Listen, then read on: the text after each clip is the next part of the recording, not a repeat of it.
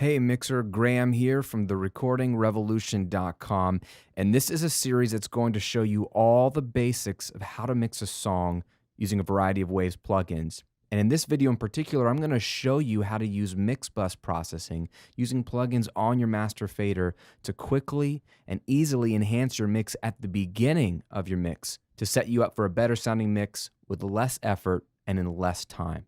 Let's dive in.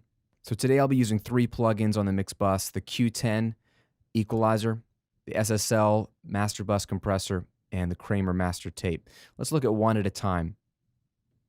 Now the first question some people ask is, why even put a plugin on your master fader, let alone at the beginning of the mix? And my strategy is, why not? Why not use one plugin or two plugins or three early on the mix that can enhance the entire mix quickly and easily? It gives you a boost of confidence and it gets your mix sounding great quickly. Now what I want to do is play you a snippet of the mix without any processing. All the plugins are turned off. These are the raw tracks, just balanced with their volume faders. But we can't let no one put us down. Let no one bring us down. We value more than that. We gotta stay strong, strong, invincible. We are incredible. So what I want to do is grab an EQ, and what I've done here with the Q10 is simply enhanced four areas. The first thing I did was actually a little bit of a high pass filter on the entire mix. This rolls off the low end, and I rolled off everything below 25 hertz. You don't need that low stuff in most genres, and this cleans up some of the low end, even though you can't hear it, which makes your mid-range a little more present. Then I've done a little bit of a boost at 54 hertz. This is a 1.9 dB boost, so a very gentle boost here. That increases some of the bottom end of the mix, enhances some of that kick drum, that low end oomph that we need. Then I've cleaned up a little bit here at 359 hertz. I've taken out 2 dB or so of that. That's some of the wonkiness in the mix that just doesn't sound very clear. And when you take out this, not only does it sound cleaner, it allows you to hear the upper mids a lot better. And then there's a slight boost here at just under 8K. Again, this is a 2 dB boost to bring out some of the clarity in the vocal. So take a listen to what happens when I turn this EQ on. But we can't let no one put us down. Let no one bring us down. We value more than that. You hear the vocal jump out, you hear more clarity, the mix cleans up nicely. We'll do it again real quick and we'll take it off this time. But we can't let no one put us down. Let no one bring us down. We value more than that. We gotta stay strong, strong, invincible. We are incredible.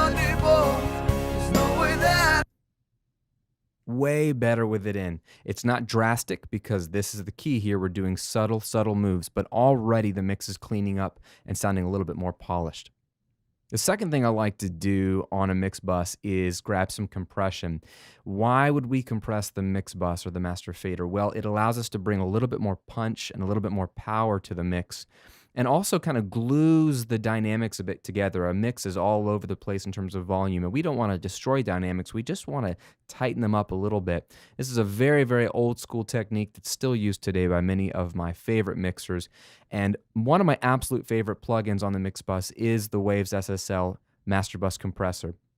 It's modeled after a real SSL compressor that's built into the console. I used to work on these in the studio, and it just has a unique sound. It's very grabby, very musical, and it makes things punch. So what I've done here is a very gentle setting. I have a 10 millisecond attack, which is relatively slow. This will allow your transients to keep coming through and still sound nice. I have the fastest release set so that it lets go of the music very quickly.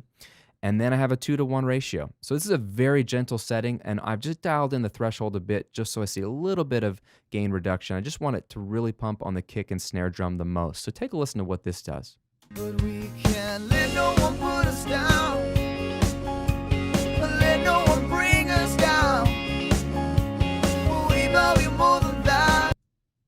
Very cool. Kick drum jumps out a little bit, snare drum jumps out. The mix gets a little bit more forward. Take a listen to when I take it away now. but we can't let no one put us down.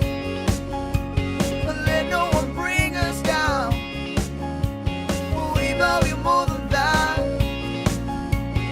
We gotta stay strong, strong. Yeah, when you take it away, the mix seems a little flatter, a little more lifeless. Turn it back on, the bass, the kick drum, and the snare just really start to hit a little bit harder. It's a nice, nice touch. Finally, I have added some tape saturation. This is the Kramer tape.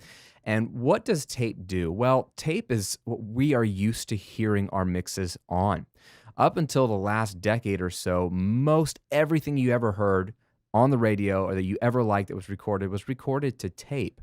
It is very ubiquitous with the sound of the recordings we love. And tape does something amazing. It absorbs transients in a very musical way. We never knew it did this. It's just we know what's gone now in the digital world. And now you have perfect recordings that have the transients captured perfectly. And it sounds weird to us. So what I love is when you have tape emulation plugins like the Kramer Master Tape that sort of absorb some of those transients a bit. What it does to me sonically is it smooths out my mix. It brings in some life because it's actually doing a little bit of compression. It's almost like a natural compressor. And it just adds a sense of life and fullness and musicality to maybe a too squeaky clean mix, which is a really nice touch to add at the beginning of your mix so that you need less of that processing later on down the chain. I've used a very gentle setting here. I used this preset called Mastering Clean and Open. You can do that here under the Mastering Clean and Open. And I've left it as is. I think I turned down the noise, and then I just adjusted the record level so the VU meter was hitting a little bit more in the sweet spot. Let's take a listen to what this does. This is probably the more subtle of the three. Take a listen to the edges of the mix. But we can't let no one put us down. Let no one bring us down. We value more than that. We gotta stay strong, strong. It's more subtle, but it's a very, very nice touch. Listen to the synth that's doing the sidechain womp, womp, womp. Listen to that one a little bit and the background vocals. All of those are on the edges. You'll notice it more there if you pay attention. I'll take it away. But we can't let no one put us down. Let no one bring us down. We value more than that. We gotta stay strong, strong. Invincible. Again, this one's harder to hear, but on good headphones, you might notice the smoothing out of the edges, also bringing up some of the fullness on the edges. I really like what this does. You could take or leave this, but this is a nice fine-tuning piece, I think. So now what I want to do is simply bypass all three. We've got the EQ, remember? Just doing very gentle boosts and cuts. 2 boosts, and these are 2 dB or less increments because we want to be subtle here. We've also got a little bit of gentle compression with a SSL Master Bus compressor, and then, of course, a very gentle clean and open setting on the Kramer Master Tape. Let's bypass all three. But we can't let no one put us down. Let no one bring us down. We value more than that. We gotta stay strong, strong. Invincible.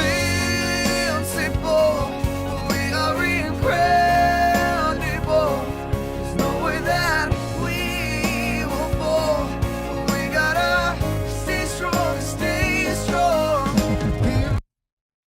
There you have it. Subtle but noticeable enhancement on the mix bus at the very, very beginning of the mix. The mix already sounds more open, has a little bit more life. It sounds more like a real record and less like a bedroom recording. And this gets me excited and encouraged to move down the line when I really start to pull this mix together. Remember, the key here would be subtlety. A little goes a long way on the mix bus. You don't want to overdo it because it's going to affect the entire mix. That's it for now. On the next video, I'll show you how to make the drums pop in the mix.